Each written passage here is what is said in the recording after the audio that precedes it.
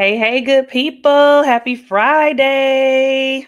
What's up? What's up, everybody? Good to see you today. Welcome to the Takeoff. My name is Tia Cooper at Tia Takes the World, and I'm here with my co host. Introduce yourself, girlfriend.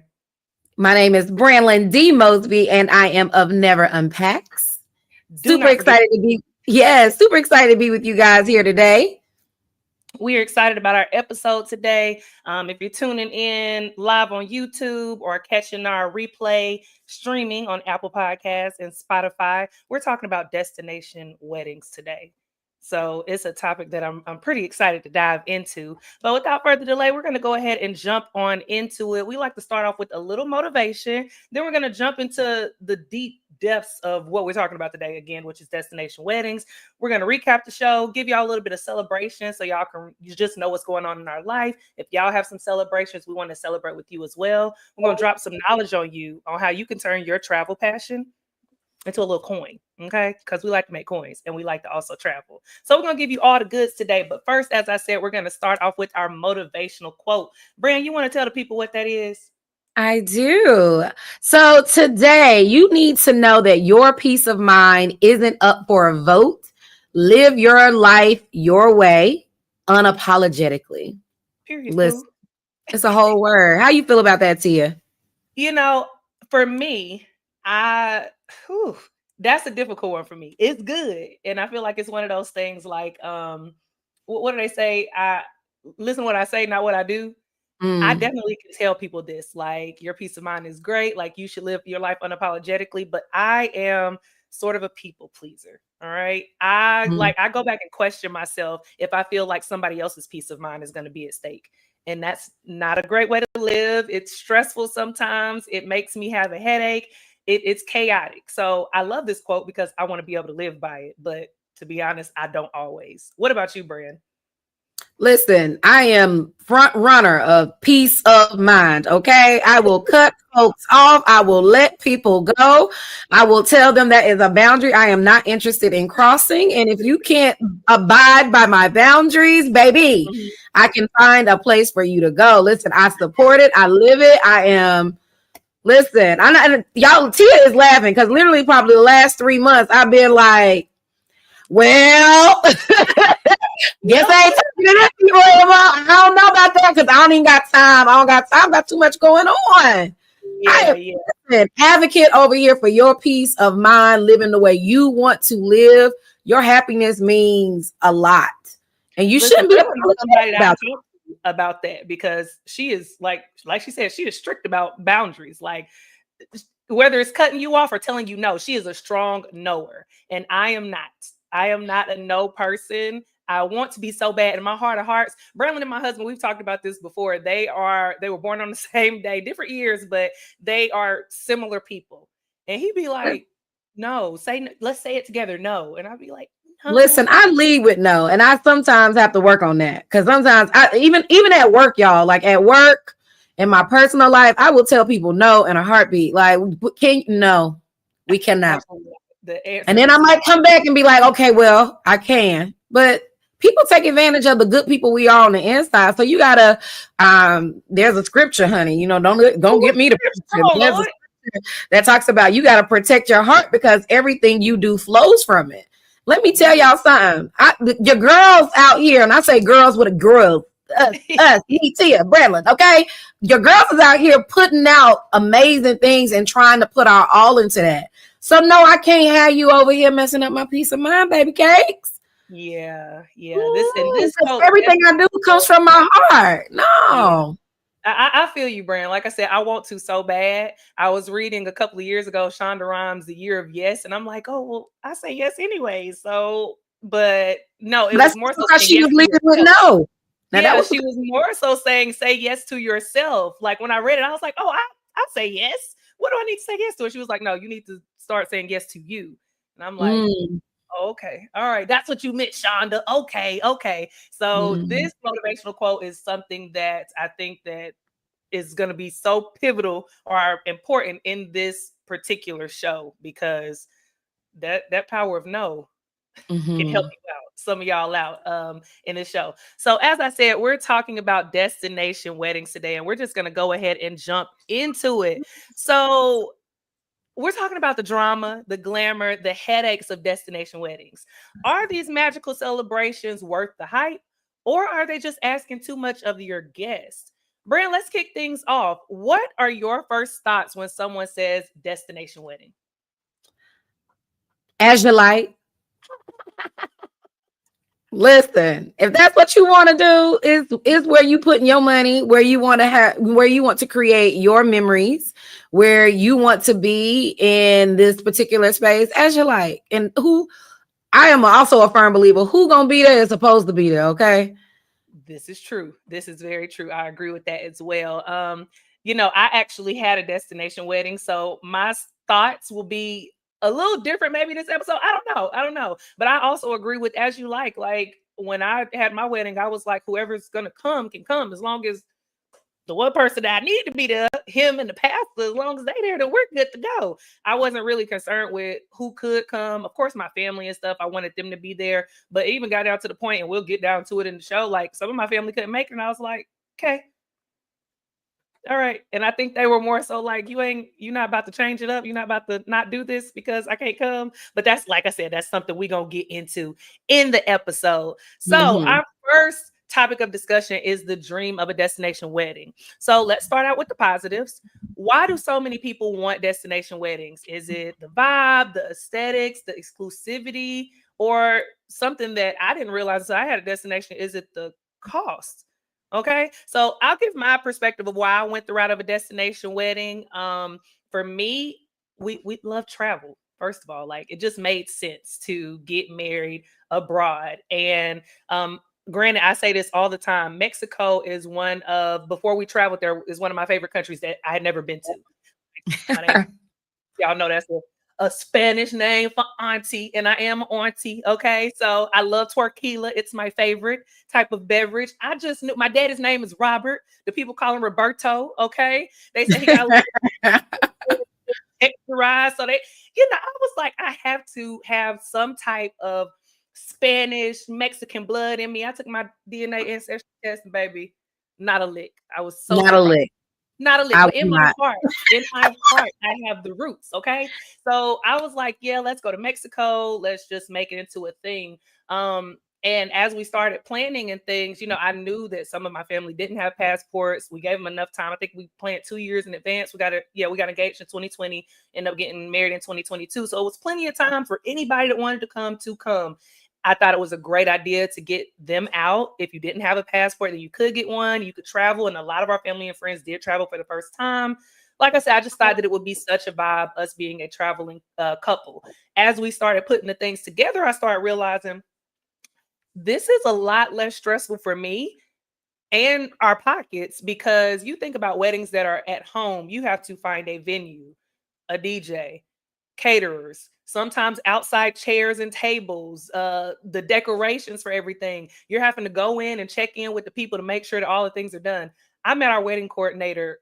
Granted, we talk virtually online and things a lot of times, but I met this lady when we landed in Mexico, and they handled everything, like sent me the pictures, all the things. We essentially had a package that included the food, unlimited drinks, because we was at all inclusive, everything. And our brother-in-law ended up DJing some, and we had the things set up. Luckily, my husband is DJ, but it just was so much more stress-free for us. Now, I don't know all the ins and outs of the guests that didn't come or did come, but for us, it was definitely easier. So, Brandlin, what do you think about that? Like, I'm speaking from the perspective of me putting on the wedding, and I know you said as you like, but as someone who may have been to a destination wedding or get invited to a destination wedding, what are your thoughts concerning being invited? Like, just because it's easier on me, do you think that it is less easier on guests, or does it depend? Is it situational? I will start by saying technicalities. I have never been invited to a destination wedding. However, I was invited. I haven't been to a destination wedding. Okay. Lord, I lost my life in 2 seconds.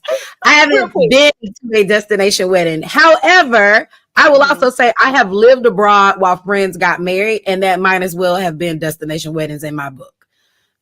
Because let me tell you, go back. Exactly. When you live 7,000 miles away and you trying to get on flights to get back to where people are having home-based weddings, that is like going to a destination. I need cars, I need hotels, and it ain't all inclusive. Okay. So I think that destination weddings are a brilliant idea. I think it's also important that, you're from my event planner lens, you should definitely scope out the place that you want to do and making sure that they have what you need. There's a lot of people that do destination weddings and they face some obstacles, or what they thought looked like one thing ends up not looking like that when they get there. So you just you thinking, I want ghost looking chairs, that's the acrylic looking ones, and you end up with them. Come on, event planner. Some banquet chairs and with a little cover on it, and that ain't what you wanted. Now, some people might be okay with that, but that might not have been what you wanted.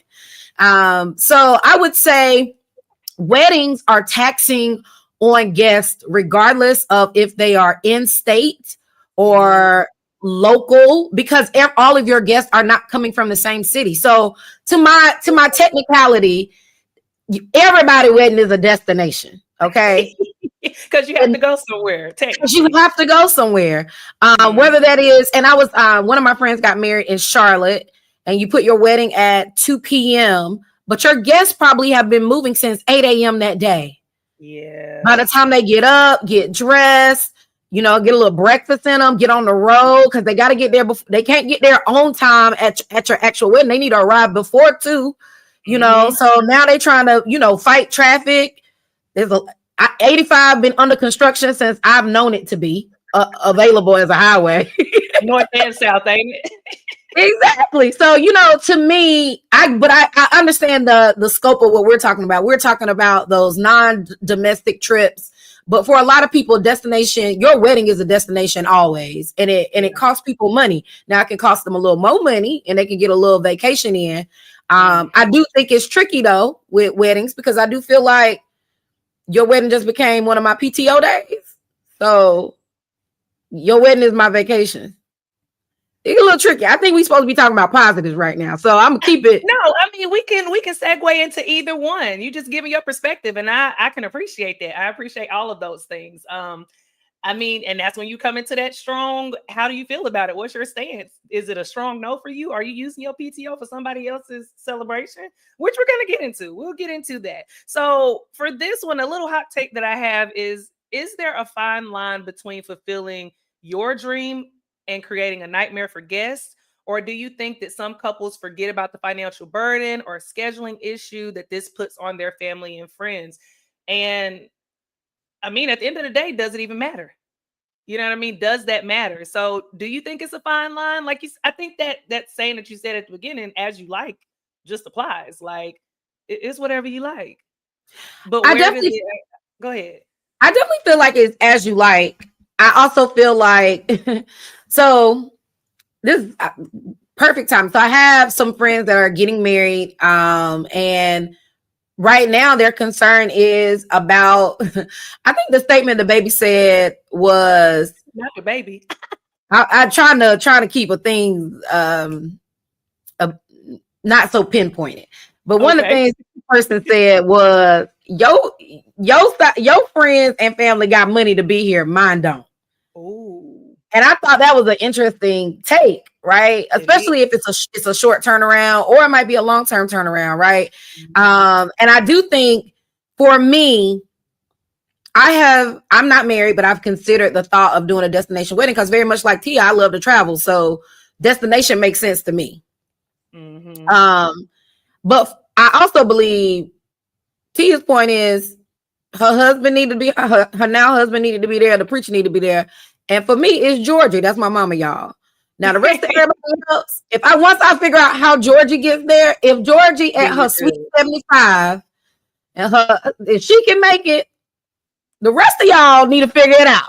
All right. Georgie, I low-key don't necessarily need the pastor. I just need a pastor. Okay. So them 2.5 people, 2.5 people, we good. Destination, I thought you got to figure out the license before you go anyway. Low key, you married before you get there, right? You do, but for me, So I and really don't need a real pastor. I just need somebody to stand up there and say some. I do. I get it. I mean, I hear. I don't know. I don't think that they let you use their, like, if it's a Mexican pastor, unless I think it's different. I know it's different types, like symbolic weddings and things like that. So I think you can't. Then that's another added cost. I mean, but essentially, I guess you're bringing the pastor out anyways. Our pastor, shout out Pastor Dixon, he was gracious enough. Like, he was like, he loved the Coopers, which is me now. But he was like, no, I'm coming. Don't worry about nothing. I got it. I'm coming because I want to be there. And I was like, thank you. That's amazing. So, I mean, that's another added cost. But with that, brand, you said if your mom can make it, anybody else can make it. But what if they essentially can't, or decide to stick with their heart? No. Is that like a problem for you? Do you have like certain friends and family where you're like, you need to be there at my wedding? Like, you need to figure it out. Destination or not. I mean, well, like you said, every wedding is a destination. I be trying to say this without getting in trouble. I feel like I was thinking that the other day. I feel like we done had a couple of episodes that I probably done said too much and probably done got in trouble with some folk. I feel like the people who's supposed to be there gonna be there. And I'm not about to strictly. I think even for me, because you're talking about that quote that we started out with, like, your peace of mind isn't up for a vote. If this is where, in my heart of hearts, where I want to be, you'll figure out how to get here. You know what I'm saying? And two, also what I said earlier, I have traveled home for weddings. Y'all, I am probably the still single friend. I got 27 dresses at this point. Low key, if y'all ever seen that movie. Low key, I ain't got 27, but that's where we're headed. Okay. Yeah. I have been home for every wedding. So does that mean that you then therefore and expect the people to show up to yours no matter what? All of the things, because you've tried. So granted, I expect you as a friend to do your friendly duties, and if you can't make it, I'm not gonna shed no tear. Now you might get a new boundary, but I'm not gonna shed no tear. Okay, I mean, respect. Okay, I can feel that. I get it, huh? I feel like I said, I didn't have necessarily. I did have people that I wanted to be there, and that couldn't, and it was just like, I mean, okay, it is what it is. But no, I take that back. Let me see how I can say this. Try not to get in trouble. This is touchy. I mean, it is what it is, because I've shared these feelings before, but because I gave 2 years in advance for people to come, and either not to come because you didn't apply for your passport in time, or you didn't save up, which I can't stalk nobody's pocket. So that much, I'm just like, okay, maybe. But yeah, I was a little pissed. I was a little pissed for certain people that didn't make it. Like, what are we really? I ain't even gonna lie. And I guess on the other side of that, the question then becomes like, whose responsibility is it? And I believe I had this conversation with somebody before, but whose responsibility is it to take on the brunt of the financial responsibility for your wedding? So if the guests are paying more to travel to your wedding, is that okay? Because it's your wedding versus, people talk about when they actually host their weddings, like whether it be at home, in a sense, I'm paying for your plate, I'm paying for you to come, and some people feel like you should. It's your wedding. Where's the stance? Where's the line drawn in that? Is it a line drawn in it? Well, I also think it's important. Now, maybe your wedding was different, but most brides and grooms still incur costs for holding a wedding at an international site. It's not like it's free unless you're saying you divvied up all the costs of the wedding for the guests. Is that what we're saying? No, we're not saying that. I definitely still have to pay for the packaging things, but I'm saying equally, like, we had to pay for a package, per person, but these people had to fly, pay for rooms, activities if they wanted to do. So I think, again, like I said earlier, your wedding is a forced vacation for me. And for me to, of course, there's like a list that I have in my mind of like, these are absolute weddings that in my mind I must attend. If you don't end up on that absolute list, then I now need to be like, Am I willing to take this as a vacation, or can it fit in my life of to be able to take it as a vacation? There's been cases where I can't go, right? Like this is just not working out for me. New job, new space. I don't have the time to take off right now. I haven't earned that time back or whatever. So I think it's just important to keep those certain things in mind. But in the same breath and vein, I'm not paying money for you to be here. Like as a bride or a groom, you know what I'm saying? Like I'm still investing in your presence at my wedding. You are also investing in your presence at my wedding, and it would be greater than it would be if it were a couple of hours. But like I said, for some people's weddings are a destination, even if they are domestic. There are people that are college friends and they don't live in North Carolina. They live in California. That's a $700 flight. Easy. And they got if they mama don't live there in North Carolina, their family doesn't live there, they do have to get a hotel. They do have to get a car.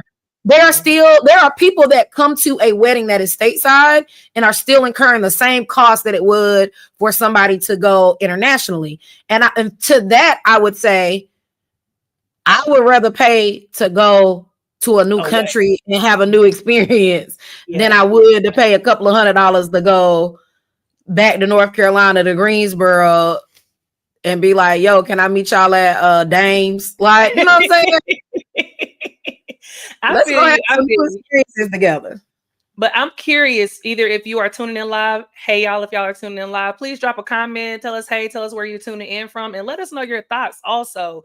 Do you think that the brunt of the cost should fall on the bride and groom if you are coming to their wedding, whether it be destination out of the country or domestic, or because you're celebrating them, do you mind taking on some of the costs, whether that be to fly to another country, get a hotel, wherever it is to celebrate them? I'm very curious about that. I'm wanting to know. So we have a little takeaway for this particular segment, and that is a destination wedding can be a once in a lifetime experience. And although couples do what makes them happy, they should also be mindful that their dream may turn into logistical, financial nightmares for guests. Transparency is key. Communicate early, give options, and be flexible. At the end of the day, only 2 people are standing there taking vows. Decide if that's enough for you or find a compromise so that you don't run into issues with your guest. So moving on, discussion number 2, and we kind of already hit on it a little bit, but the nightmare for guests. So why do destination weddings stress people out so much outside of the couple? You know, we talk about the cost of travel, accommodations, taking time off work, Brand, you even brought up, and the pressure to RSVP yes out of guilt or obligation, navigating travel logistics, group activities, and then also for the bride and groom, unexpected family or friend drama that comes into play with the destination wedding. So, Brand, as someone that has destination weddings, what is your thoughts on that nightmare? Did you find it like super difficult? Because you're traveling 7,000 miles each time that you was going to weddings and living abroad. What was the stress for you that you found? And was it ever even a question of, am I going or not? Or were these like solid yeses, no matter what, I'm gonna be there no matter what? The weddings that I have gone home to were pretty much solid yeses. I was actually in all 3, the 3 that I've been, I was actually in them. Okay. I was maid of honor in 2 and just a bridesmaid in another one. For me, was there stress? I would say travel wise, I didn't have a lot of stress because I travel. The first wedding, I took like 3 flights to get there. Because we did her bachelorette party literally like the week before. So I had to fly in early. And then come back or stay for the wedding for the next week. That was a lot. That was a lot of duties. Okay. That was a lot of duties. It added up real quick. When was this in your school year or your school year work? It's essentially school year or were you not in the school system at the time? I wasn't at school, and I took a couple of days off leading into that weekend just so I could get there in time for the bachelorette party. But it actually happened to lead into spring break, so that worked out for me.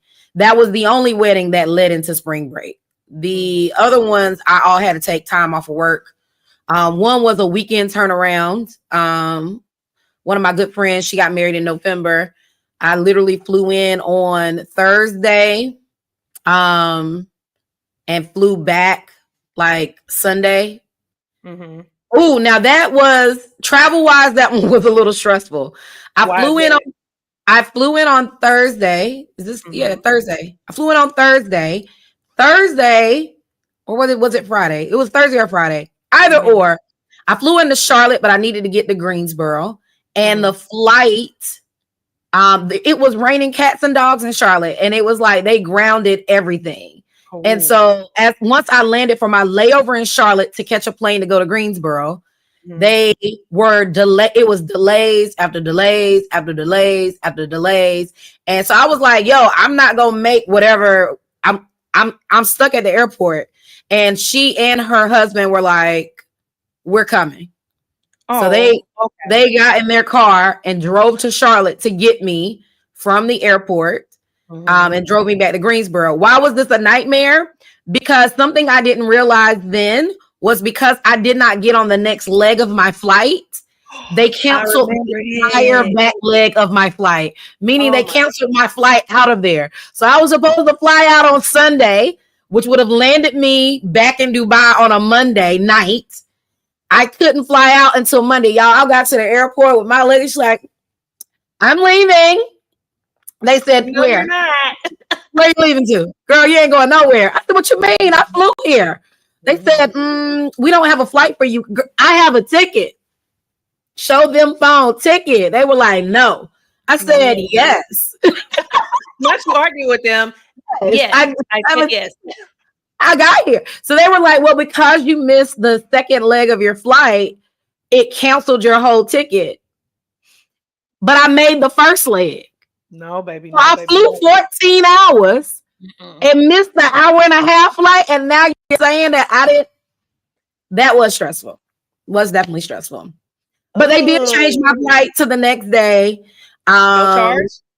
no charge. They just fixed Okay, it. good, good, good. Okay, And good. I was sad because that weekend, I told you I flew in like on Thursday, flew out on a Sunday, but it was so Mhm. fast I didn't get Chick-fil-A. And so it actually worked out because I got Chick-fil-A on Monday before I flew. Oh, okay, okay. Because you was supposed to leave on a Sunday. I Okay, was supposed to leave on Sunday and I was so mad. Literally, I have a video like, I'm mad, y'all. I didn't get any Chick-fil-A. because But that is why we go home. Essentially, yes, we're coming home to see family and friends, but we're also coming home for Chick-fil-A. yeah. But no, I Okay. do think it's stressful for guests. I think travel, the idea of travel is stressful for sure. Yeah, I feel you. I feel you. I don't even think that it's not necessarily something that I didn't consider when my guests came. I just you not you'll figure it out, but you will figure it out or not. Either one. And that's not even being funny. It's just as the bride and couple, we got enough to worry about. We got to get there too, because essentially we had to fly from Abu Dhabi to the States, get things together, fly from the States to Mexico, back again. And granted, we wanted to do this for our wedding, but again, if you want to come, you're going to come. If not, then okay, also. Now, I will say that the way we set it up, I think, what day we get married on? I think we did get married on a Monday. So yeah, it was just look, you coming or you not? What's up? 2 years, you better get that PTO, get your funds saved up, get the things done, and if not, again, cool. Depending on who you were, like I said, some people are still looking at. We didn't talk, but that's all right. That's all right. We're gonna have us a 5-year anniversary wedding redo because our destination wedding turned out to be so amazing. I actually think we're talking about the nightmare of guests, and another point that we have on here is the benefits for guests, which I see one of my guests is actually on here talking about how they all got along at the wedding. But since we're talking about the benefit of guests, although destination weddings can come with stress for the guests, let's be honest, there are some great benefits too. You get to travel. In some cases, you get to relax in a place away from home, and you get to celebrate love. On top of that, it's less stress for the bride and groom in some situation. So to me, it kind of feels like a win-win, barring that you have to go through travel woes. I hate that happened to you, Brand. But outside of that, it seems like it's a lot of benefits. Like I said, with my wedding, a lot of people that came, and let me back up. So we wanted to do a destination wedding. It was never any question about it. Like people were like, well, what if such and such can't come? Like on both sides of our family. What about the older people that can't travel? What about these people? These people? Tough cut. Tough Sorry luck. to you. We'll stream. And we did stream. We ended up streaming for them, but it was never even a question about like, are we gonna do I something joined else? via stream. Yeah, no, we're not doing anything else except for this. This is the plan. We talked about this. That's it. So we honestly expected there not to be. We sent out a lot of invites to people.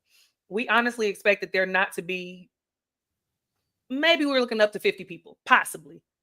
We end up having 100 people show up to our wedding, and I'm so blessed and grateful. Shout out to everybody that could make it, because that is something that 100 people traveled from different places around the world to celebrate us. Like that spoke volumes to me, and it really just warmed my heart, because we did not expect that. So when we went into it, we were like, okay, we already know not that many people gonna be able to make it. It'll be small, intimate, gonna be a little bit cheaper on us because it's gonna be so small and intimate. And then it turned out to be this 100 people coming, which was great. But just looking over it, like overall, the feedback was so good. Like people were like I said, people had traveled for the first time outside of the country, had just got their passport, and since getting their passports have traveled to other places and experienced like a wedding on the beach. We did a yacht party as a thank you for everybody that came. People hadn't been on a yacht before. Mm-hmm. Yeah, and we yacht all the time when we in the UAE or whatever. That's just like a Sunday brunch. But to Like people that Sunday have afternoon. never, it's a Sunday afternoon to hop on a yacht. But to people who had never done that before or never been out of the country, like to me, it just felt so good just to see all these people from all over come together. And I think it was a benefit on both sides. Like I said, I don't think that there was too much. I don't know any drama at all that might have been associated with people coming, going, or anything like that. I do know that because, if I remember correctly, my brain don't be working all the time with memory, but I think we got married on a weekday. It might have been like on a Monday or something. So some people did have to use PTO when they end up getting back to work and things. But the fact that they even took a little time to come out was beautiful, and it was a benefit. Did you find, like in your destination wedding trekking, that there has been benefits besides just seeing your friends? And also to that, do you think that certain places would draw you to going to the destination wedding more than others because of the benefit? 1000%. If you are having your weddings in place that I'm like, ooh, that look good. Yeah, I'm What definitely. places are those for you? What places are those on your list? For me, my travel style is unique anyway. So I like unique places.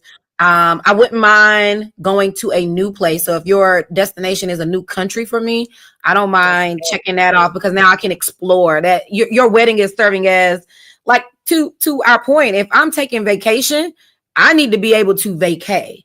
Like, I don't necessarily want to go to some place I've been multiple times, but like I said, except for Paris. Paris is always a good idea. I'll definitely go back there. So, but for me, I think if it's beautiful, like somebody just showed me their location for an upcoming wedding, I was like, count me in. Like, I looked up the flight immediately. Like, how much is it going to cost to get there? Because I haven't explored this place like fully before. I was like, where does this fall in my school schedule? Everything like that. So yes, I am much more apt to come to a destination I've never been, and one that I love to revisit frequently. Now, for my people who don't travel like us, I think it's harder for them to make those decisions, because their comfort is not catching a flight internationally, going over the seas, and not understanding their laws and regulations. It scares them in a different way. Yeah, I can see that. I definitely can see that. We had a lot of people that hadn't traveled before that made sure they were on the flight with us. And at first I was like, y'all don't have to fly in with us, because we flew in a couple of days early, obviously, to get some logistics together. And then I was like, y'all don't have to fly in with us. Y'all can fly in whenever you want to. But they were like, I see now in hindsight, even back then I saw they wanted to make sure that they got where they needed to go, because they had never traveled out the country, customs and things. Like, we showed up as a big old group. Like, it was a lot of people that were going to the wedding that were on our flight, and that essentially asked us before, like, when are y'all going, so that they could make sure they got there before. And I think that that's something that also should be considered by maybe the couple how far are people traveling? Have they traveled before? What does that look like? We actually have a friend who was looking to get married in Bali during Christmas. And Mhm. I think that thinking about the logistics of it, they kind of took a step back from that particular destination for a number of reasons. Like Brand said, thinking about places that you've never been before, or even if you have been there, you're working with companies that you may not necessarily know. Are you going to get what you need when you get there? Is the venue going to be there? Are you giving the money to real people and things like that? Also, traveling to Bali from I feel like anywhere is a lot. Like how far you just went to Bali? How far is that from the from where you travel? Because I don't know. Do you travel from the States or were you in the UAE traveling there? I actually traveled from Dubai, and so it From was like 9 hours, I think, maybe with a 9 hours. layover. I think. I do think, to your point, like, distance matters, but I go back to saying what I said in the beginning: as you like. And for me now, if there are certain people that you absolutely want there and they cannot make the trek, and you want them there, and you can't figure out a way to get them there, then you need to have your wedding back at the home. But if you want great grandma Susan to be there, and great grandma Susan is 93, and great grandma Susan 93 cannot make a 20-hour flight to Bali, then absolutely not. Like, So I'm curious for the people out there, whether you replay gang on the podcast or if you tune in live, how much does that really matter to you? Who are the people that have to be there? Brand, you done said Georgie has to be there. Miss Georgie has to be at the wedding. Is that the only one? Do you have a list of like my wedding cannot go on besides your fiance? Do you have a list of people like it cannot go on unless you're there? this gonna sound shady, and I want to let all my friends know I love y'all dearly. No. You make it, and I respect. You Oh, don't. okay. Another question for you. Because you're a travel girly, but I mean, you got friends that are home based, around certain areas. What is your take on it? Like, would you have a destination wedding? Or are you looking more into being, because I know you also mentioned Miss Georgie having to be there. I know she done travel to Dubai, so she'll jump on a plane. So what does that look like for you? For me, I will also say I have definitely thought about a destination wedding because I have newfound friends that live in the UAE or live abroad, and maybe don't live in the UAE anymore. I got some people in China. I got some people around the world at this point. So destination is a little bit more feasible, maybe not feasible, but more convenient, air quotes, for the people that I would possibly want to invite. However, I have also been a very in mind small wedding girly. Okay. There's You gonna want be some there's gonna be some disappointed people. Because to for me, my magical number, if I could really pull it off, is 30. Oh, okay. I mean, that's No, not no, small. no. That's small. Like, I have randomly, don't judge me, y'all. This is a safe place, right? We listen and we don't judge. I have randomly come up with like a list of people I would invite to a wedding. I could easily invite 100 to 150 on my own without even knowing who my future husband is. Easily. Right. So if I'm telling you I want in total 30 people, 30. this is a very short list of people. Okay. And so I will say something. I don't know if we're going to get to this either. I also don't want to be invited to your destination wedding if I'm a numbers filler. Like, that waves of invitation kind of make me feel like, if I'm in the fourth wave, do I need to invite? Can you I'm explain just what you saying. mean for people maybe out there who don't know what that means? Yes. We also have a comment coming in from the pool. So it says, why not just go to the courthouse? Essentially, if you're doing a destination wedding, you probably already went to the courthouse, because most destinations you are required to do your license Go before. fill out your license. Yeah, you gotta do that. So technically, people have 2 wedding dates. I don't know how they celebrate them. Well, I Do don't you know if he's celebrate both of also yours? asking. I'll say it again. Do you celebrate both of your wedding dates? No, You my wedding date is celebrate my the one in wedding Mexico. There's is some people my that celebrate the other one. Yep. All right. So waves of invitations. They want explanation.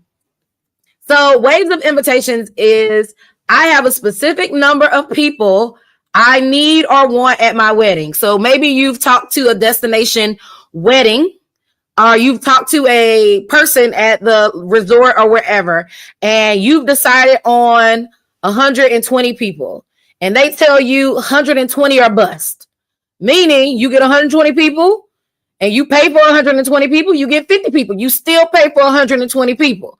So what people tend to do is they will invite people in waves. So I got my first list of 200, and I'm going to send out these invitations.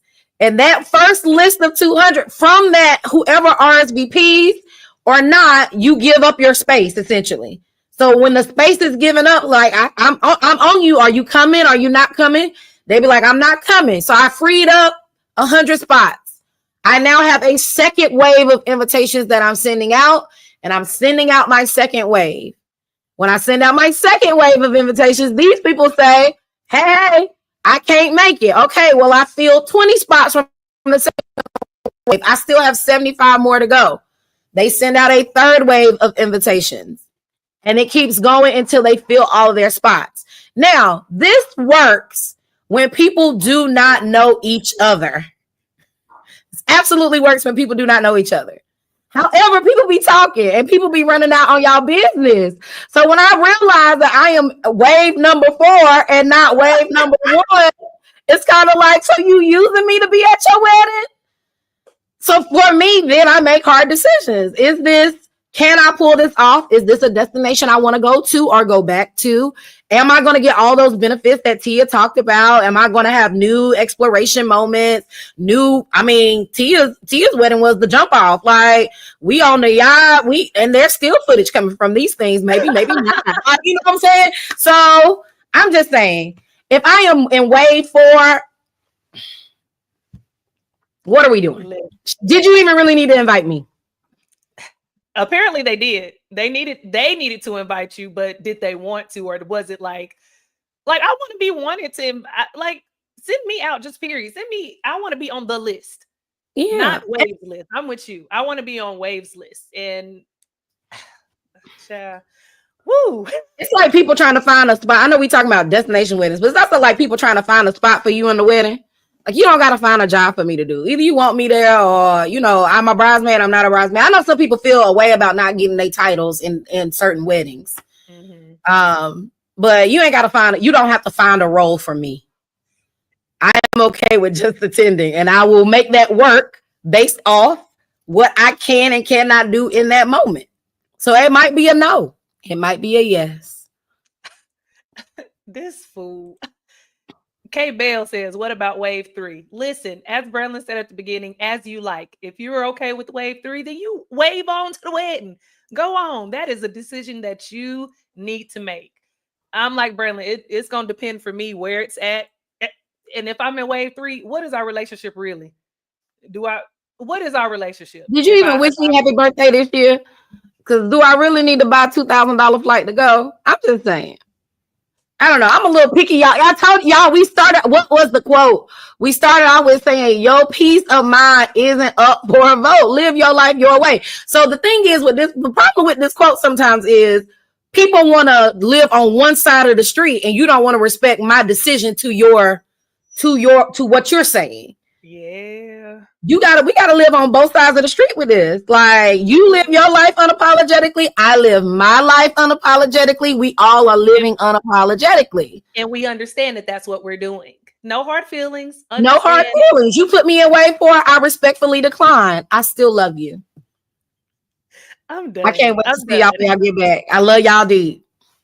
Oh my goodness. Okay. So this is a great segue to our last point, which is talking about balance. But let's go ahead and get to the takeaway for this particular point, which is, while it's the couple's big day, guests shouldn't feel like they're being forced into a financial or scheduling crisis, or deciding if they actually want to be there or were wanted to be there. If you're invited, be honest about what you can and can't afford. No guilt, no pressure. And afford doesn't necessarily mean money.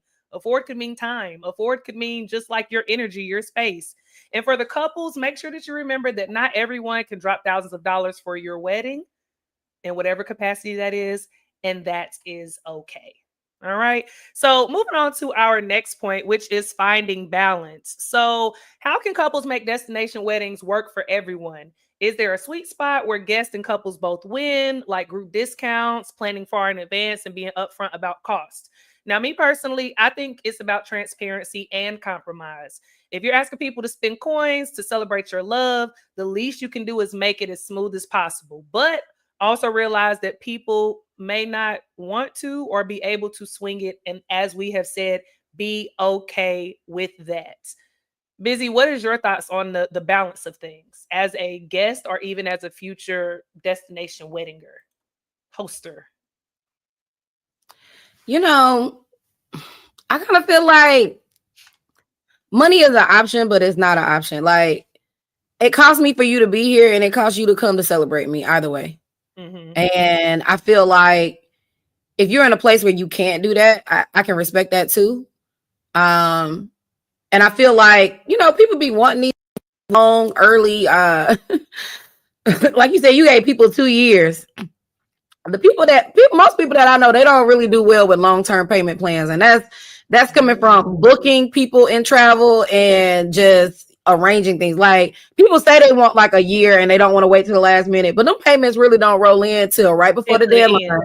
And then they still be trying it then to be pushing the envelope. And I'm trying to tell you, you end up about to cancel your trip.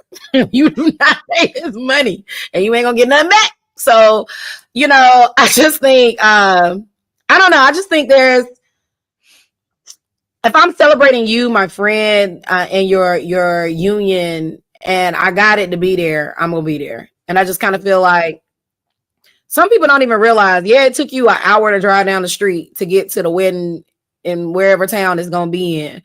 But between the invitation you got in the mail, the open bar that all y'all want to have when you get to the wedding, the the place setting that's in front of you, the DJ that I need to have to ensure the vibes, the food that you're gonna have when you get there. Some of y'all bougie, you don't even want the buffet, you want the want the plated dinner, the cake that is there, and all y'all gonna taste it to see if it tastes good. Like, when you break down a wedding and how much it actually costs per person, a stateside wedding could easily run people anywhere between $300 minimum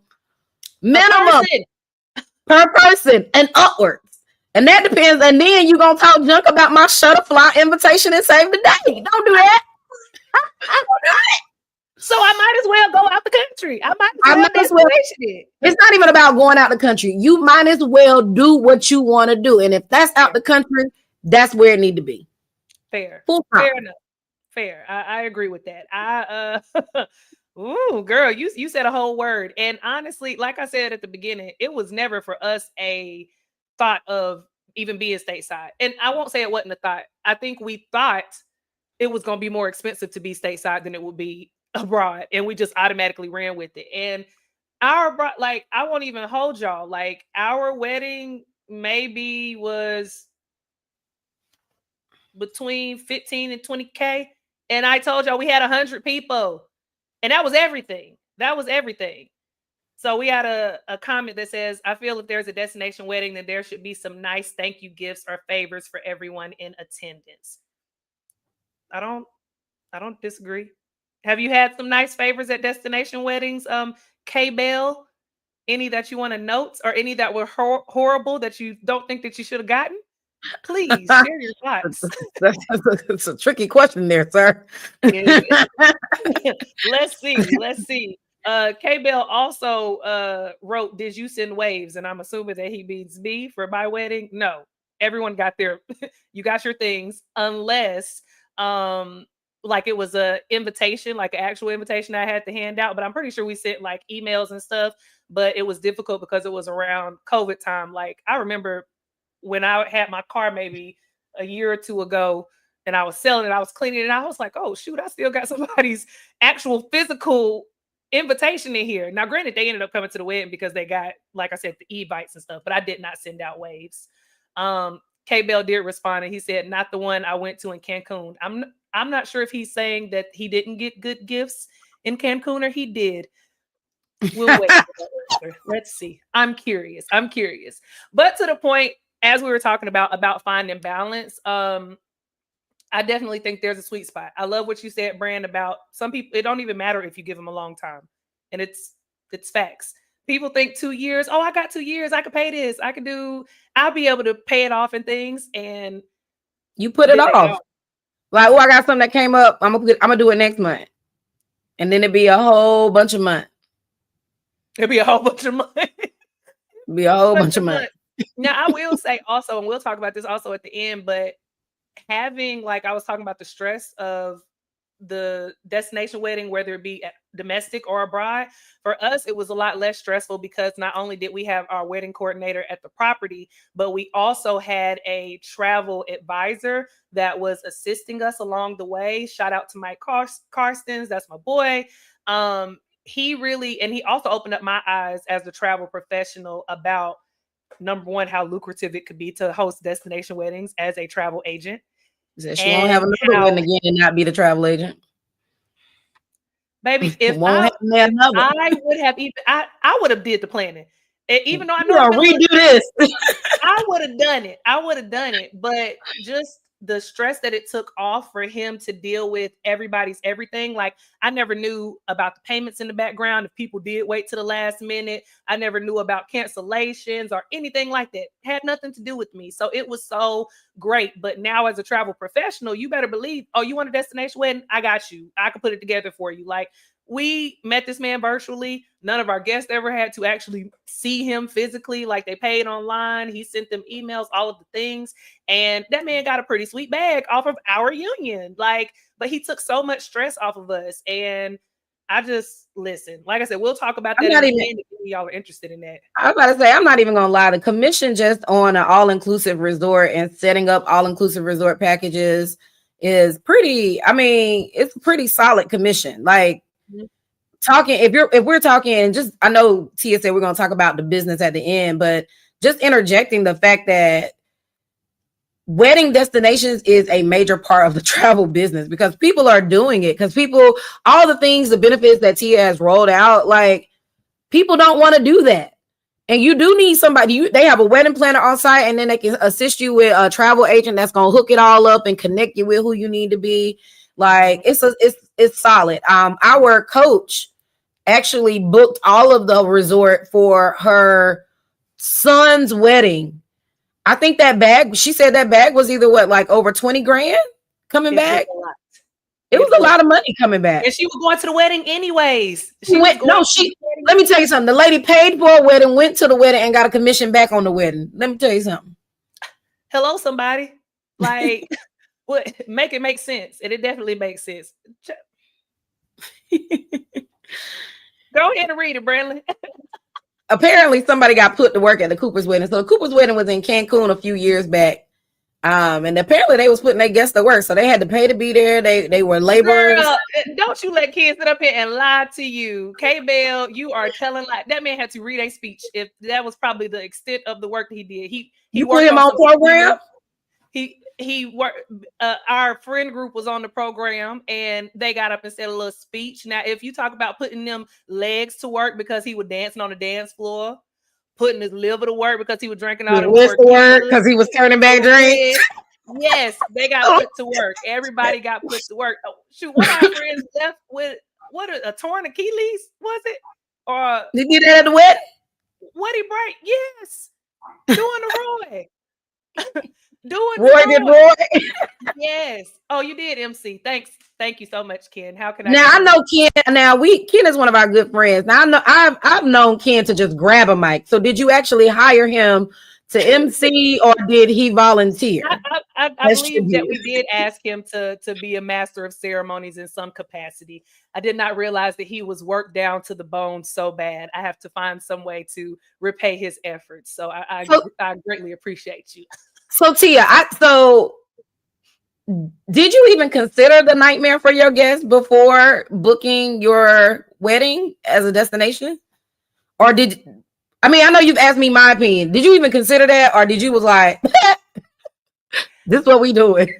It was what we were doing. And it wasn't, I don't want to seem like I was being inconsiderate, but it was just this is where we're going. If you can come, then come. And if you cannot, and two, because Ken had also mentioned in the comments, he said, then just do a big reception. And that was going to be our kind of, for, like I said, our family was like, so what if Aunt Bertha can't come or whatever because she can't fly? And it was like, well, we'll do something else at the house. Now, granted, we ended up not doing that because, again, we spent 15 to 20 grand on a wedding, which was fine. But at the end of the day, that goes back to the question that I was asking you: whose responsibility? I mean, not whose responsibility, but who should the brunt of the financial cost go to for celebrating? So yes, we are celebrating our union. Thank you for coming and things. But now I got to pay for a reception domestically because you couldn't make the destination wedding. Like, I don't know where I find that fair. I'm gonna pay for what I want to pay for.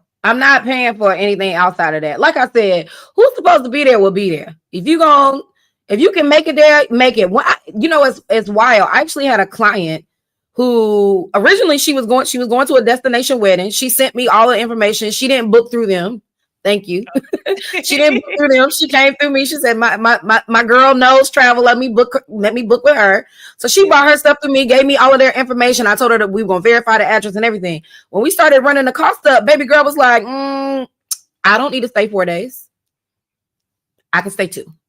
You know what I said? Bet. I booked her for 2 days. She flew in, flew out for the 2 days. It was an abbreviated cost. I think, again, people have this assumption of what they think they should be doing. No, you need to manage your own boundaries. And if it's a no, then it's a no. And I can move accordingly after. Yeah. And also managing your boundaries. And I think it kind of goes hand in hand with balancing those things as well. Like, can you, like you said, the package that they had was for 4 days. Babe, I can go for 2. That, you take it or leave it. What can I say? So I think managing expectations on both sides is important. And, even thinking back to us doing the reception, I remember maybe a year or so ago, somebody did ask and they were like, oh, I thought you were supposed to be having a reception back at home. And I'm just like, missed out. Tough cookie. Did you not catch the wedding on the Zoom? We sent out the Zoom. You wasn't on your Zoom. So, I mean, and I think that it was kind of not presumptuous because we did mention that we wanted to have a reception at home, but I felt like it was kind of like pushing us, like we didn't get to come. So what are you gonna do for us? Babe, that wedding wasn't for you. That was for us, and we invited people to come. And I think that's the question. Who is the wedding for? Is it for you or just for the guests? And who was that? I was looking at something. It was one of the Love and Hip Hops or something, and somebody was talking about different weddings and like how much they wanted to spend on it.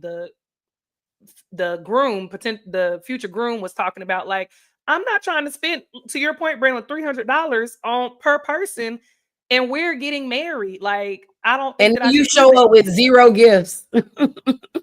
You ain't got me not one thing off my registry.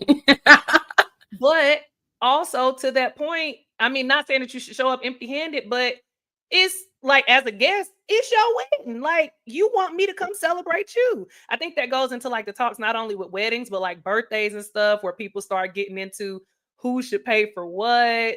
Like, and I mean, this could be dual destination weddings, destination birthday trips and stuff, because I've heard a lot of controversy on those things. Like, I think people get into the thought of, why am I paying for your birthday is what it gets into.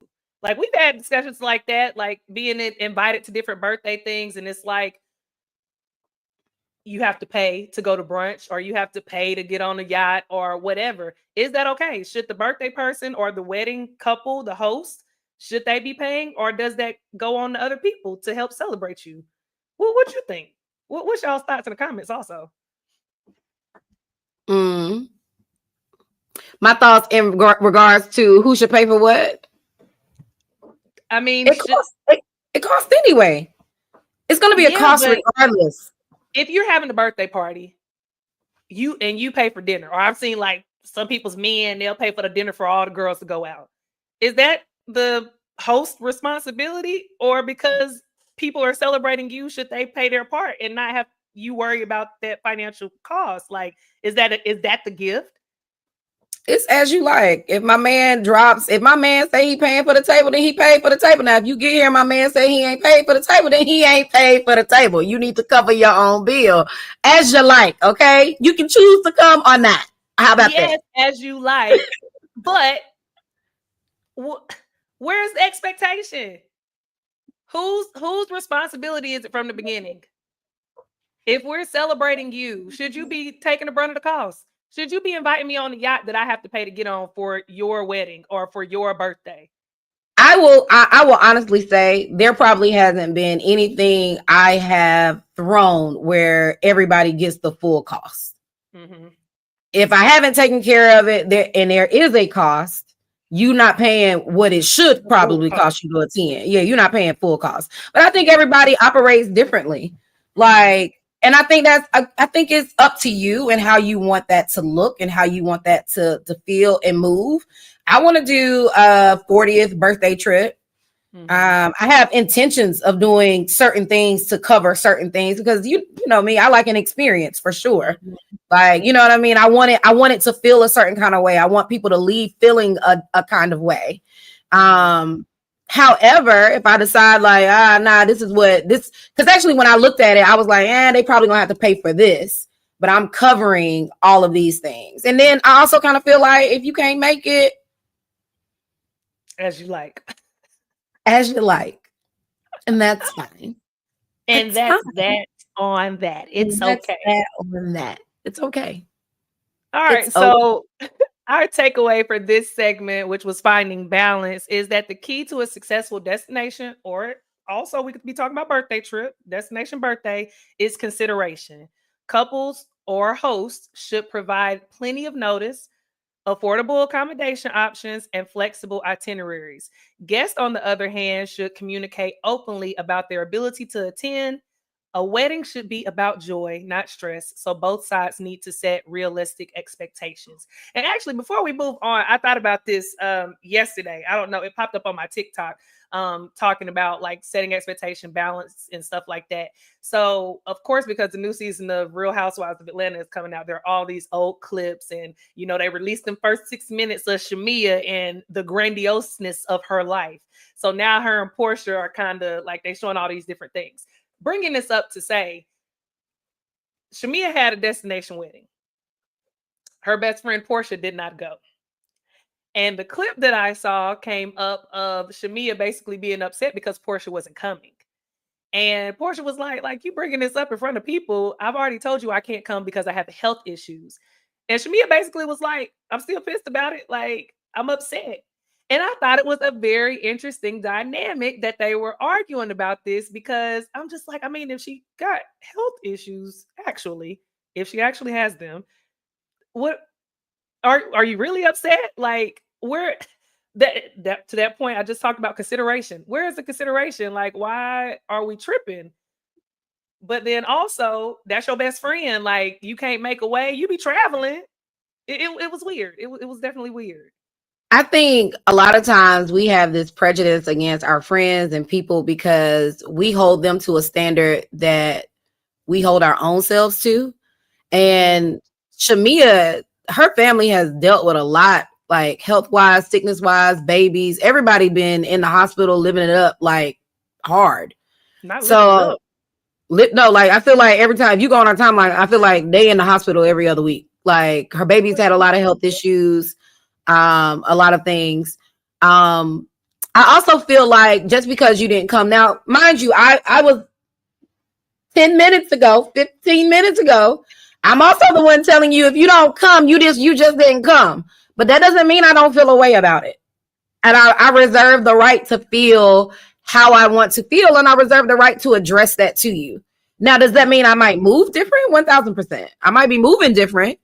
But I do get to feel how I feel. And I feel like maybe Shamia kind of felt like you do everything else you want to do when it's inconvenient and you bend over back. Maybe Portia's a people pleaser and you bend over backwards for all these other people. But I'm riding with you. Yeah. When I ride with you, I do have different expectations. You know, are there a couple of people that I would look at and be like, this heifer didn't come to my wedding? But then are we setting ourselves up? Are we setting ourselves up by putting these expectations on people? I feel like I do that a lot. I have expectations of people, and every time I feel like putting expectations on people will get you every time, because people will, in a sense, fail you. Some people will never reach your expectations, even if they're trying. Sometimes even without trying, they don't reach your expectations. And I think that it's a lot to put on them, and it can be a lot to put on you. And then it goes to the point of, again, if you want me there that bad, then does it turn around to be that you should have compromised and had balance? I should compromise what? I should compromise my wedding for your health issues? If you want me there that bad, and you're gonna be mad because I can't make it because I'm sick. And I think that's the thing. It's not that I don't want you there that bad. I expect you to be there. I don't want you there that bad. I just expect you to be there, because I feel like that's who we are. Like we've gone through this level of relationship and fire. We got the time put in, and especially I ain't even gonna lie to you. Especially these cats I done flew 7,000 miles for. Okay, I done been to 3 different weddings. Now I have a little different expectation for them jokers. Okay. Yeah. Now I have flown the distance, honey. We about to pull out Hercules and start singing around here. Like, we have gone the distance, okay? So I kind of have a different level of expectation. However, if you also come up here and be like, well, I can't make it, okay. Like, well, this is where the wedding's gonna be. I've even had people, even for my birthday, they would be like, it would be more convenient if your birthday was here. That's not where I want to be this year. Not usually. Can you make it or not? Like, cheerio, Nate. Like, can you make it? If you can't, in this particular case, this off number birthday, okay, you didn't make it. I get it. You got life. Life be lifing. Yeah, it do. And you just gotta consideration, I think, is the point. Kay Bell said, I think the word is balance. If most people had it, then they cover it all or some part. I invited people for a B-Day rooftop bar hop, but paid for the bus transportation, or at least a thank you token. I think that's supposed for at least a thank you token. I agree. I can't agree for everybody. Even if some people had it, they still might not cover it. But generally, people who are in the mindset of giving would do that. I think that Braylon and I both are in that situation. We're gonna give what we can. Like Braylon said, if we can offset some costs to you, absolutely. We appreciate your bus transportation, Ken. It was much appreciated. And even the what he gave us the other token. He gave us a little snack pack. I ate them Oreos quick. Hydration box and stuff. A little BC powder. Yeah, it was a little drink in there too. A little drink. He was trying. Let me tell y'all, Ken. Like I said, Ken is one of our good friends. But Ken will make you step up your invitation game, your favor game, your activity game. Yes, rooftop bar hopping, present. All of the things. That was such a good experience. But I think that, with him saying that, we've all, which is why I think in our community, and I think it might, I don't know if it's different for expats as it is back home. Again, y'all tuning in. I don't know. I haven't necessarily done a lot of birthday celebrations home, just because in the time that I'm traveling, birthdays don't necessarily line up. So I don't know how that works back at home. But from what I be seeing on the TikTok, that's why I asked the question about whose responsibility is it? Because these people's men's be dropping the bag on the tables and stuff, be buying the sections and things, be paying for group trips for the girls to go on and stuff. And I will tell you this one thing that will irk my nerve. Don't split no tab with me. If you gonna volunteer to pay for the bill, pay the bill. Don't volunteer the table to split the tab. Pay the bill. Is that a thing? People be like, all right, we gonna pay. Everybody get the tab and then you say split it. I have been at tables even in the UAE, the UAs of E's, okay? And people have split the table. I feel like I sent a message one time saying, don't split no tabs for me. I did my part. Ooh. Don't split no tabs for me, baby. You might want to consult, okay? You need to ask me first. Don't. What are we doing going into this? Like, one of my homegirls, she was like, she don't even do birthday dinners anymore. Because people be acting like this. Yeah, because people, like, my thing is, we don't got to split the tab. You can take care of it. And my thing is, if I'm going in and I'm like, oh yeah, I got her. Or I got this person. Don't worry about it. then I got it. But I ain't about to be like, we got it. Like, I got it. Yeah, Those two different things. don't spend my coins. Don't do that. Don't do that. Whoo, child. Ooh, this is a whole nother. We don't go down for a rabbit hole. Okay, bring it back. We back. But that interests me. I said, these phones be listening. I said, not this done popped up about destination wedding. We talk about destination weddings this week. Okay, so let's dive into a wild world of destination scenarios. So we're gonna play a little game. All right. I haven't seen. Called Destination or Devastation. So, Brand, you're going to say destination for wedding trips you're down to take, or devastation for the trips that you're just not down. Y'all comment also with the scenarios, what y'all are down with and what y'all are not down with. Okay. Destination if you're down to take it, devastation if, I'm not having it, not doing it. All right.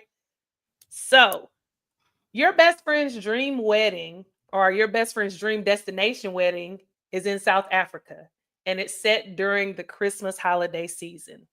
Destination or devastation? For me, destination. Really? Why is that? I actually have been to South Africa during the Christmas holiday season. I wouldn't mind going back. Right? Huh? This was the trip, right? No, yeah, it is the summer for South Africa, but this is the trip that went left. But I wouldn't mind. I wouldn't mind doing it. Plus, that's my birthday time. I'm down. Okay. For me, it would just depend. Because I do split time between the States and the UAE, and abroad, I think that and especially my husband, he loves to be home during Christmas time. Because we have new babies there and family that we don't see, a good chunk of the year, or maybe we see less time whenever we do go home. So, and that's his birthday time. I generally don't have a say over what we do Christmas time because it's his birthday and it's the holiday. So he kind of trumps that season. So I would probably have to say devastation. And it also depends on who it says best friend. Okay, destination. I take it back. Travis just gonna have to suck it up. Ken also said destination, and L, hey girl, chiming in today. That's the destination for me. I love a holiday travel. Same over here. Okay. I have enjoyed holiday travels in the past when we have been able to do them. So that's been nice. All right, next scenario. I think yes. All right. So your cousin books a destination wedding in Dubai, but wants to stay in a shared Airbnb with strangers to cut costs. Destination or devastation? So they want me to stay with them? Yes, they're trying to cut your costs so you don't have to get a hotel room. They're putting most of the different people in Airbnb so they can cut costs. I would say devastation. Why is that? I'm just not interested in being with a whole bunch of people I don't know. Like, I'm assuming, okay, this is with the thought that we've never lived in the UAE first, right? So this is like I'm traveling stateside and I'm coming over and now I'm staying with a whole bunch of people. I feel like I do a hostel in my life, but it always be private room for a reason. Like, I'm not interested. Yeah. I don't care if it's Dubai, it could be in London town, it can be, I don't really care. If it's people that I don't know, then no. If it's people that I do know, then I would maybe consider it. Especially if it's cutting costs.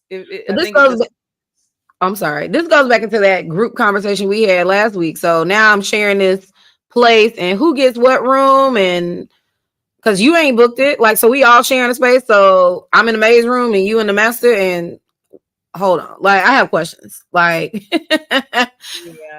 Ken said devastation. Nah, it can be in the same city. Like, you can stay. It don't have to be a destination wedding for that, Ken. Is that what you're saying?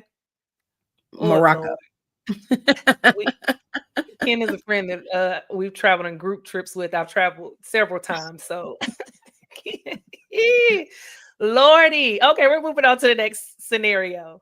So your sibling sets her wedding date for 6 months from now in Bali, but you don't have any more PTO.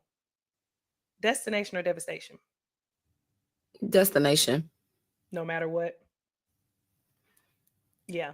But I mean, not a but. I'm going. If my sister, if that's what she decided to do, I'm in there. But I'm also like, you can't give us no more notice than 6 months, and it's in Bali. Like, either are you rushing into this wedding, like you just have to get married right now. I wonder what the circumstances are. Not that it really matters because I'm gonna be there anyway. So, destination for me. Ken said, "F that job." I'm sorry, I clicked out. Yeah, sorry. Ken said, "F that." I think this is the thing. Well, first of all, let me say this. I have siblings. I have 2 older brothers. They're older. One has already been married. The other one, I mean, if there's a wedding happening, I'll be there. But if there's a wedding happening, for me though, I even have friends. I have friends that are talking about a wedding in probably like less than 6 months. Like you just got notice about it? They haven't even sent out the notice yet. I think I just happened to be in the right place at the right time to get information, and I would be there. I would still be there, and I would probably take the unpaid leave if I needed to. But is there anybody that like I'm saying this as just even with my friends. Like I have a friend that I would go home for their wedding, and it like would be happening. Yeah, it would be happening in the next 8 months or so. And if I didn't have the time or it's not a break, I would take the L. But that's also because for me, I promise myself not to miss certain moments. Mm-hmm. So now Ken said, F that job. I think you just need, I mean, Beyonce told people to quit their job too. I think you just need to be mindful of whatever you're quitting and what bills you need to pay and what you need to do when you get back. Like if you cannot afford to F that job, then you might need to be at that work. Okay. At that job. At that job. All right. L is down. Destination for the siblings. She said for sure. And Ivy Jones is joining us today. Hey, Ivy. Hey, welcome. Hey. All right. So next scenario. You are asked to be a bridesmaid or groomsman in a Parisian wedding with a black tie. I'm sorry, I can't see around this thing. I set up my camera all crazy. You're asked to be a bridesmaid or a groomsman in a Parisian wedding with the black tie theme. The trip will cost you $2,000. This is not including the expenses to be in the wedding. The wedding is a year from now. Destination or devastation? Destination. No hesitation. No, it just you there. Is it because it's Paris? Or because you was asked to be a bridesmaid? It's Paris. The trip is $2,000. That sounds about normal. Yeah, and a year $2,000. It's black tie though, so you got to get your stuff to be in the wedding, whatever. Which means I'm gonna be snatched in Paris, honey. Okay. Honey, Fashion Week, me please. Okay. All right, you love you some Paris, baby, because I love being snatched in a destination. First of all. Okay. I like being snatched as well. I really do enjoy a good snatchage. I enjoy a good trip. I have not been to a wedding in Paris. I haven't been to a destination wedding. So I think destination. I think I'm down for a Parisian. I like new experiences. I've been to Paris, but not in a wedding sense. So I'm destination too. We got destination if they can afford it. We got a devastation in the crowd, and we got a YOLO destination. Yeah, I'm with it, Ivy. Yeah. It all depends. So, wrapping up our game, destination or devastation. Thank y'all for playing. I think as we've been saying throughout the episode, it's just a balance thing, and it's as you like. Whether you are the couple that's hosting the wedding or the people that are attending, as you like, whatever you decide to do. All right, so I appreciate y'all for playing and commenting. We're going to move right on along to our celebrations for the week. We always love to celebrate our wins, big or small, and we want y'all to put any celebrations that y'all have in as well. Throw them in the comments. We'll, flash them up on the screen, celebrate you. We love a good celebration, so we want you to celebrate all wins. Brenlin, what you got on the docket for this week? What are you celebrating? This week I actually met with my travel team on this past Sunday, and we talked about goals for this year. It was super good conversation. It was good to hear that they're still planning to move forward with the business and they got plans in place. I have one young lady who's ready to focus on one particular thing, like she wants to niche her travel interest, and that's all she's going to be selling. And then we also left the meeting with our focus this year, which is build, brand, and breakthrough. Okay, So, come on, Never focus. Unpack is over here working. Okay. Yeah, y'all working. I love to hear it. That's a round of applause for Never Unpack. Y'all go ahead and give break. So similarly, Brand, my win also for this week is about the travel business. It's going to be a very easy segue for us to go in and share that information with y'all. But I am super excited about people on my team. I think I've said before in previous weeks celebrating. I just love to see how we're sharing this information and this business with people and they're coming into it being successful. So I've had meetings with different people on my team within the past couple weeks that have just been really good. I have one of my agents that has started booking a trip for South Africa, like a family group trip that's going really well, that's happening this year. One of my agents that started off as a client, I booked her birthday trip last August. And I think I talked about this before. I booked her birthday trip last August, and then I turned around and she wanted me to book this one. And I was like, you could book it yourself and just get the commission, get you a birthday check, also go on a trip. Like, it sounded like a win-win to me. And she was like, you know what? That's what I want to do. So we met and got some things figured out for that. Excuse me. I have some new agents trying to sign up on the team to start their travel business. And I just think that that's amazing. I love that for the both of us, because not only are we out here building our own businesses, but we're giving other people the option to be successful, make some coins, travel more, and help other people travel more. So I'm really excited about that. Round of applause for things going on in the travel businesses. So if y'all have some wins, y'all go ahead and put them in the comments. Again, we would love to celebrate y'all. And we're going to go ahead and move to our recap. So if you weren't on the show earlier, or if you just wanted to go run it back on what we were talking about today, obviously today we talked about destination weddings. All right, destination weddings, beautiful dream or a nightmare for guests. So we talked about the dream of a destination wedding. Do what makes you happy and be able to stand on that. All right. No matter what other people say, stand in whatever it is that you decide to do for your wedding. Okay. Or your birthday trip. We also dived into that. The next thing is the nightmare for guests. Attending is a choice. It's not an obligation. And that can waver depending on who you are. We talked about siblings and things like that, best friends, mamas, but you decide. The other part of that was finding balance. So consideration makes destination weddings enjoyable for everyone. Consider people, consider their decisions, and be okay with that. And enjoy whether you go or you don't, or whether people show up or not. Okay. I think that's important. So let's move on along, Brand, and tell the people what we have for them. Let's talk about it.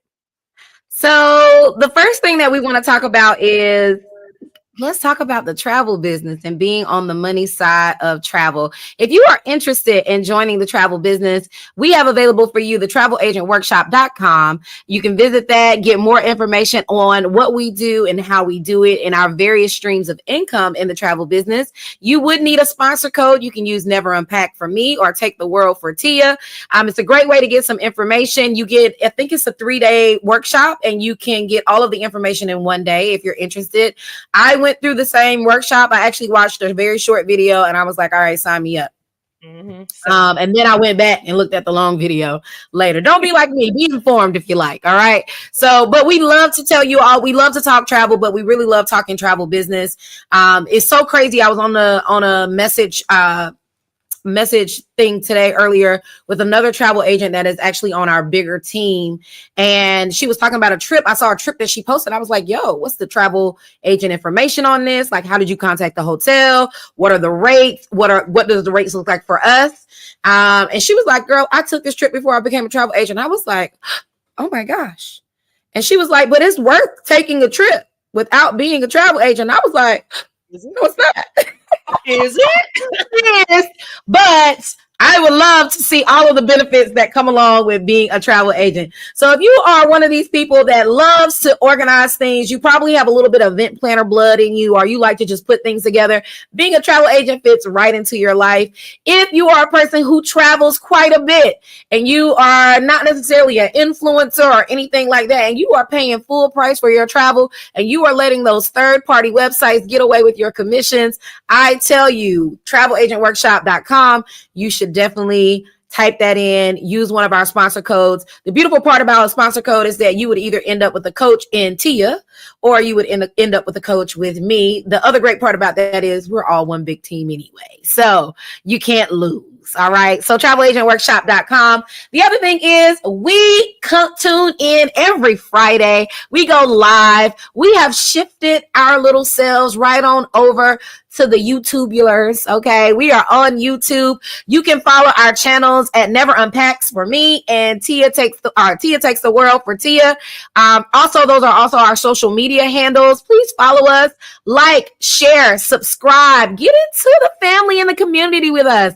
We love the fact that y'all are tuning in every week. We got some regulars that pop in. Hey, y'all, we appreciate y'all being here, commenting, participating in the conversation, because guess what? Travel is a big part of everybody's life. And just like I said earlier in the episode, it doesn't matter if you're traveling domestically or internationally, all of it's a form of travel. You had to catch a flight, you had to rent a car, you had to get a hotel, you had to do all of the things. And guess what? If you were a travel agent running that back, you probably could have a little bit of a write-off, okay? Because those are business trips. Amen. Hello, somebody. All right. So, yes, honey. And we have a peekaboo from Courtney Shelton. She's joined us in. Hey, travel influencers. Hey, friends. We love to see it. And we have Lakeisha Cooper. I think this is my sister that I ain't met yet. Hey, y'all. Hey, and Tia's boys. And then Ivy also said you'll have an opportunity to go to a destination wedding. Now, I don't know if she ran out on somebody's wedding invitation yet, but she said, but this is my niece. That's my niece trend. And she said she get married at Destination. And you know I'm gonna be there. I'm gonna book it. Hello, somebody. Amen. Amen. Okay. All right. Follow us, like, share, subscribe. We love having you guys here. Thank you so much for being our family. And I'm gonna toss it back to Tia, because before we close out, we like to affirm you, honey. We motivated you. We gave you a little travel info, but we like to close it out in our own special way. Baby Brand, you did that, honey. You gave the people all of the information, and I'm not upset with it. So the affirmation for today is celebrate life your way, guilt-free. All right, say that with me. Celebrate life your way, guilt-free. All right. Celebrate life your way, guilt-free. If you haven't learned anything else from this episode, then please learn that at the end of the day, your peace is what matters. Your peace is what matters. We appreciate y'all. Please make sure that y'all go and subscribe to our podcast, whether it's on Spotify or on Apple Podcasts. Subscribe, leave a review. All right. 5 stars only, please. That's what we need. All right. Listen to season 1 and come back and catch us every single Friday. We'll be back next Friday. We can't wait to tune in and give y'all some more Takeoff information. All of the things, not Devastation. Okay. We trying to get to the destinations.